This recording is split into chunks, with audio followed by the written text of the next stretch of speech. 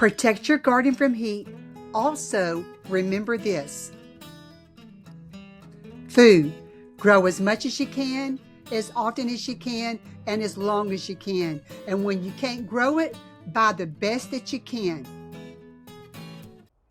Have you ever walked into your garden lately and thought, what happened? Just a few weeks ago, everything was looking healthy, growing like crazy, putting out beautiful leaves. Now it looks tired, droopy, and wilty. What happened? Well, July pushes vegetable gardens to their limits, doesn't it? And across much of the country, gardeners are dealing with blazing sunshine, scorching temperatures, and soil that seems to dry out almost overnight. But here's something that might surprise you. Heat alone usually is not what ruins a garden. It's part of the problem, but not all of it. More often, it's the mistakes that we make while trying to help in the heat, like putting down extra fertilizer or watering at the wrong time, maybe removing too many leaves. Those things sound helpful, but at the wrong time, they can make things worse, especially during July when the heat is so hot.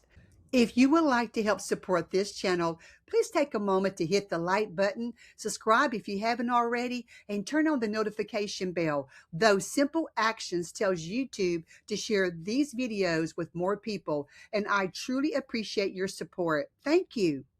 So today, we're going to be showing you 6 things that you can do right now to help save your garden from the heat stress of the summer.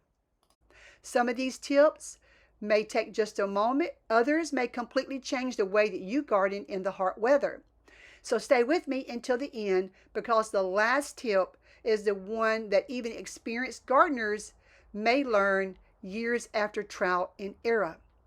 All right, number 1, don't chase wilt, chase dry soil. So just picture this. It's 3 o'clock in the afternoon. The sun is beating down. You walk outside and your garden is droopy, the leaves are wilty, and the plants look exhausted. So sometimes our first instinct is to grab the water hose and start to water. But here's the question. Are our plants actually thirsty? Not necessarily. Many vegetables naturally wilt during the hottest part of the day, and they're losing water through the leaves faster than what the roots can replace it. So it's actually a built-in survival mechanism. Then something interesting happens. Come back later around sunset, or maybe check the first thing the next morning. Many of those same plants will be standing up tall and looking fresh again. That's why experienced gardeners do not water simply because the plants look wilty. They check the soil first. So just push your finger 2 or 3 inches down into the ground and feel, is it moist? Yes or no? And then if it's moist, wait. If it's dry, then give the garden a slow, deep watering. Here's a phrase that you can remember to help do this. Don't chase wilt, chase dry soil. That simple habit can save your garden from one of the biggest mistakes of summer, overwatering. You know, roots need oxygen just as much as they need water. So constantly soaking already moist soil reduces oxygen around the root system and can encourage root diseases. So when you water, when it's time and it's dry enough, those first few inches of the top of the soil, just water very deeply at that time. Allow the soil to gradually dry out before watering again. Whenever possible, water early in the morning. You know, morning watering allows moisture to soak deeply into the soil before the hottest temperature arrives. Think of it this way. You're filling the plant's water tank before the long hot day begins. Now here's another helpful trick. Place an empty tuna fish can or something similar to it on the soil while you're watering. When it collects about 1 inch of water, you probably have watered deep enough. Then move the can and finish watering that small spot. Also, I would add Move your water hose slowly if you're watering by hand, because if the water begins running across the surface, you're applying it faster than what the soil can absorb it. The biggest danger during July is not always above the ground. Sometimes it's underneath our feet. So we need to protect the roots first. When the weather forecast says it's 95 degrees outside, that's the air temperature. Bare soil sitting in direct sunlight can become much hotter. That's where our plant roots are trying to survive. Hot roots slow growth. Hot roots reduce flowering. Hot roots can cause blossom drop. Hot roots mean stress plants. That's why one of the smartest things that we can do during July is to protect the root zone. Mulch is one of the simplest ways to do that. Think of mulch like insulation on your house. In the winter, it helps hold warmth. During summer, it helps keep the heat out. A layer of mulch shades the soil. It slows evaporation. It helps the soil stay cooler, and it reduces temperature swings between day and night. Those few degrees can make a tremendous difference. So if you haven't mulched yet, don't worry, you're not too late. Just apply 2 to 4 inches of straw, pine straw, shredded leaves, compost, untreated grass clippings, something. Just don't pile the mulch directly against the stems. Leave a small space so air can circulate around that stem.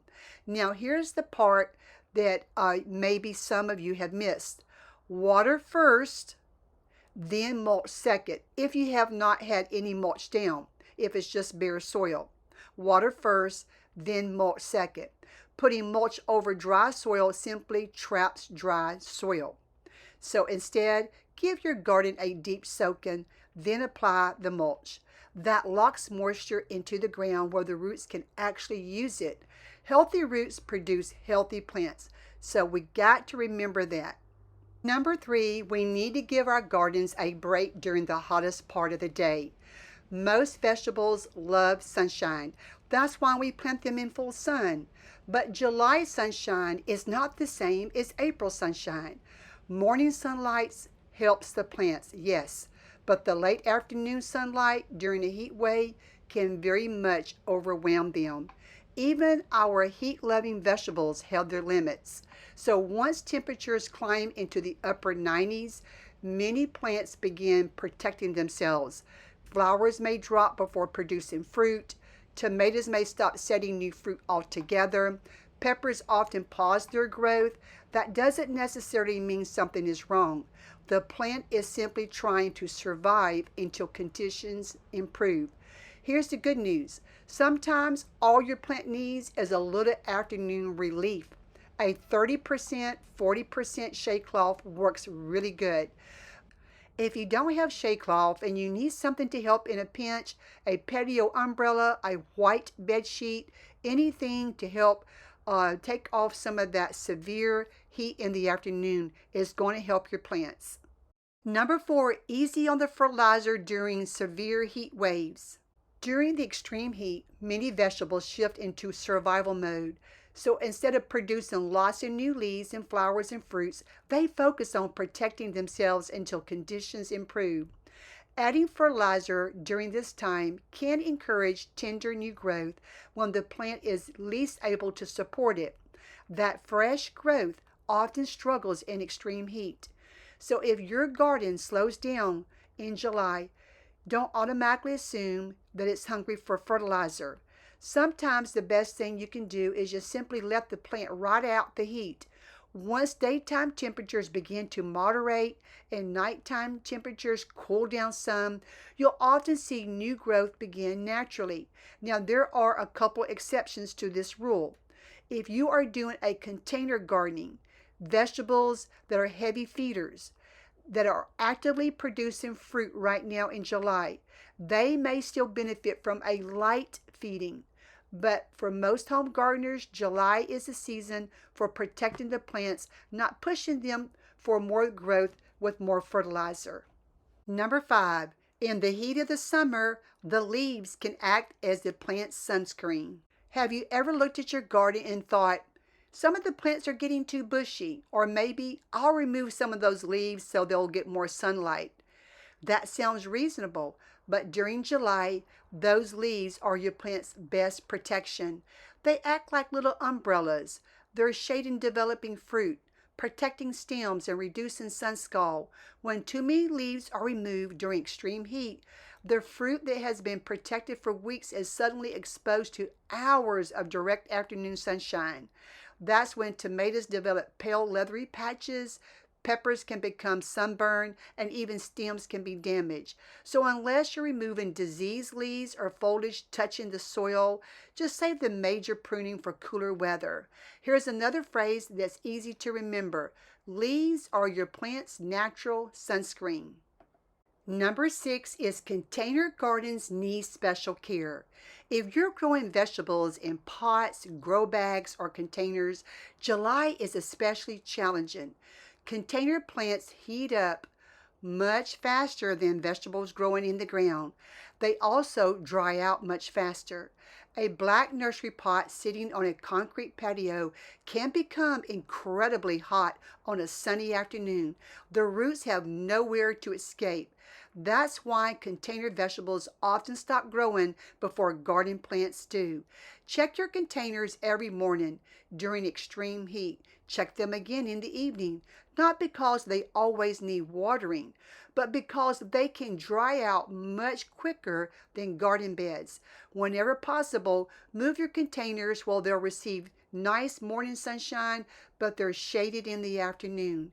If you have several containers, just group them together, and as they release moisture, that can create a slightly cooler, more humid environment around each other. If your containers are sitting directly on hot concrete surfaces, just raise them up on something that can get them up, like some pieces of wood, so some air can circulate up underneath. That will help keep the root zone cooler as well. And here's one tip that maybe you have never tried.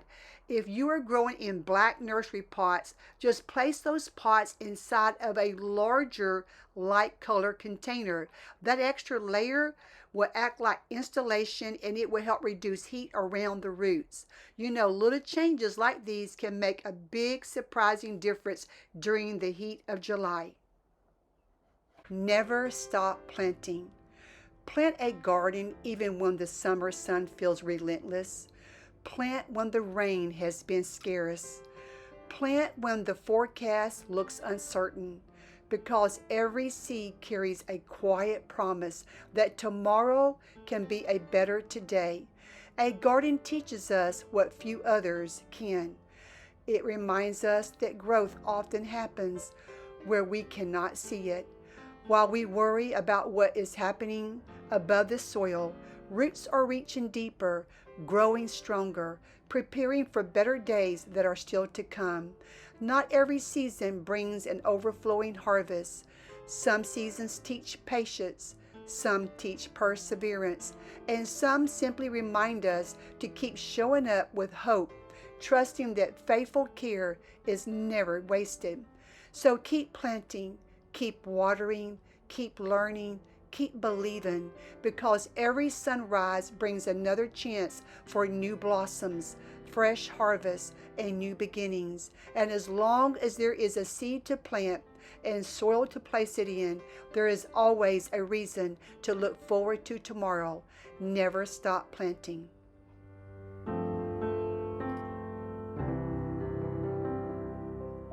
Jeremiah 29:5. Build ye houses and dwell in them, and plant gardens and eat the fruit of them. Thank you for watching, and I will see you in the next video.